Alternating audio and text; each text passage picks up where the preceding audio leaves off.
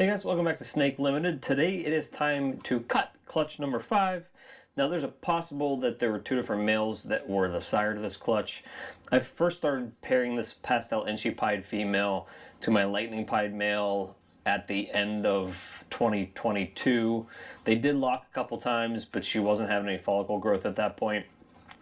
So I started pairing her up to my super OD inchy leopard yellow belly pied male that I got from Aussie, and I actually hope it's the super OD male because of the way that that male and his genes work with the pastel inchy. I was trying to work inchy into the lightning pied project because it brings in more pattern, but just from a standpoint of trying to produce more cool looking snakes and more holdbacks, I decided to go the route, and I'm hoping that it's the super orange dream male, because I can be making OD, super inchy, leopard, yellow belly, pastel pieds, which are insane. So let's start cutting and see what we have. So what we're really looking for here are just a bunch of eggs that are, or a bunch of babies that are super bright. If they're not just plain pieds or pastel inchy pieds, anything has a bunch of color, a bunch of pattern is, what we're looking for. So let's see what we have.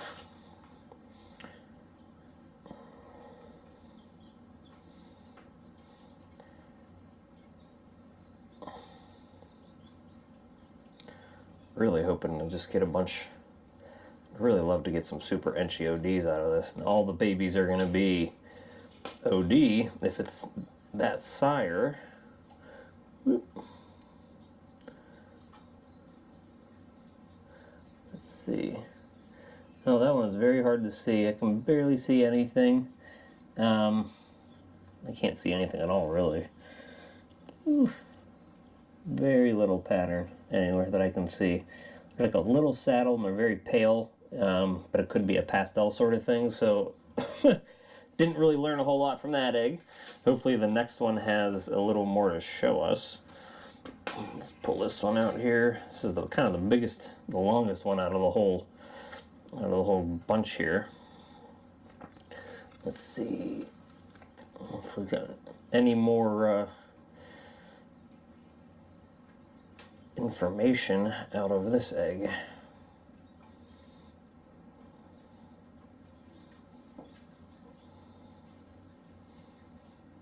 There we go. So this one definitely looks like it has some of that good, oh yeah, so this is definitely going to be the, this one actually almost looks like it's hypo, but there's definitely a lot of very bright oranges in there, so I'm thinking this is definitely a super inchy. I don't know if you guys can see any of that in there. Looks like I accidentally cut one of the blood vessels, so hopefully that's okay. Okay, so it looks like at least on these first two eggs, I'm hoping this isn't a dual sire clutch. I'm hoping they're just all kind of easy to tell who one dad is, so that we're not trying to, as far as I know, there's no genetic testing yet for MJ, at least not in the United States, so I don't want to have to get into that whole craziness where we're trying to test for genetics and or don't know who the dad is. If they all turn out to be, super bright snakes that are all orange dream, then we know who the papa is for all the eggs. Kind of the downside to pairing two males up is you just gotta kind of hope that the one you want is the one that actually sired the clutch.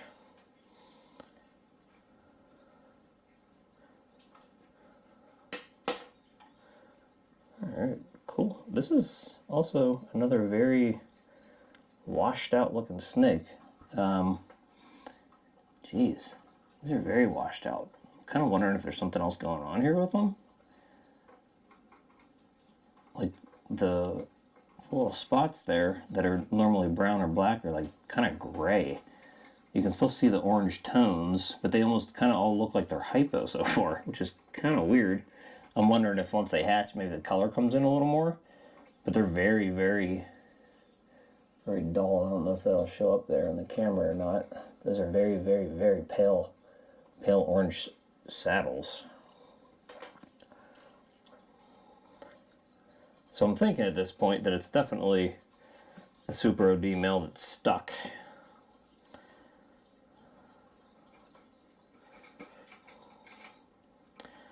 Let's see what else we got in here. Two cool looking ones so far. That first one was like very, very, very high white, so there wasn't a whole lot to see on it. But these last two are really, really cool looking. Yep. And I'm actually wondering if this whole clutch is going to be bad, because I can see in this one that it has a severe, you're not going to be able to see it because it's like in the egg, but it has severe shark mouth. So I'm wondering if this clutch, it's alive, but it has a pretty bad shark mouth. So I'm wondering if maybe that's why we're seeing the undeveloped kind of colors on the snakes. This one's got a bad shark mouth. So hopefully it's just the one snake and it's not all of them. Which would suck, because this was kind of, so this was the only pastel, this is the only Enchi pied female I have.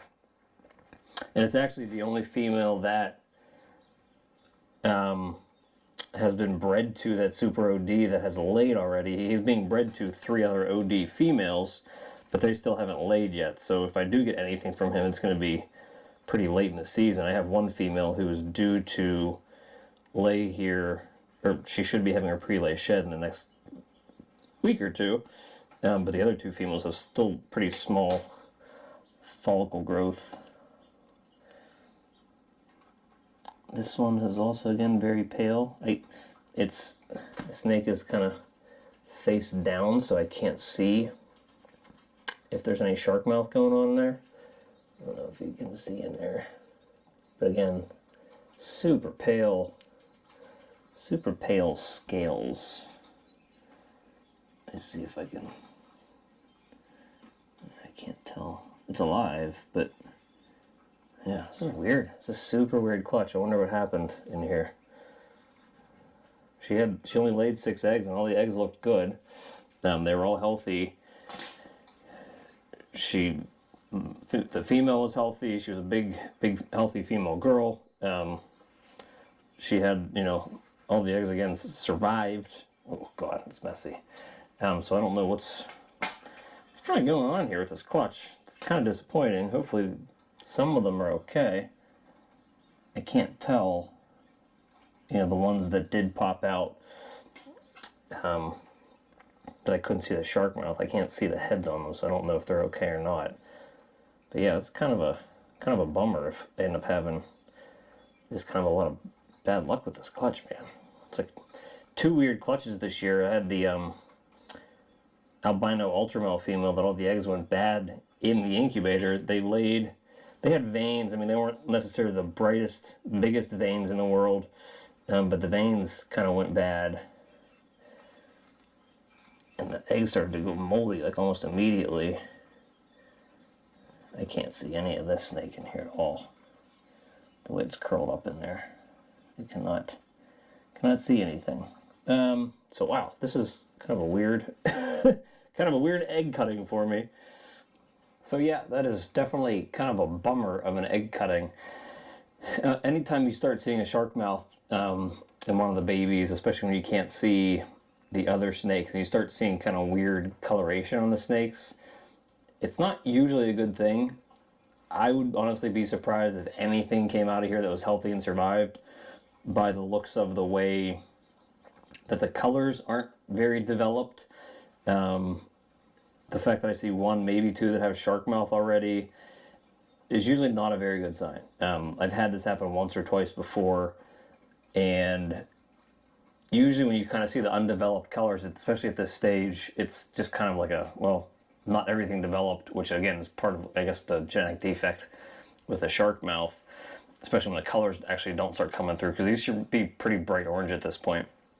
So all I can hope for is that like 2 or 3 or 4 of these come out and they don't have shark mouth, and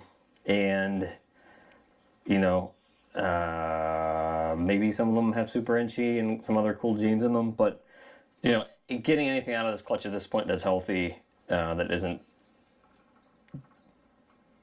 affected by a bad defect, is probably not a really high chance. So it happens. Luckily it's a small clutch. From a business standpoint, Luckily, it's nothing like super high powered. I mean, that male is obviously very important. He's actually my most expensive male that I bred this year. So let's just keep our fingers crossed. Hopefully, something comes out of here that is healthy, that has a lot of cool genes in it, and yeah, fingers crossed. And I'll keep you guys updated. Thanks for tuning in.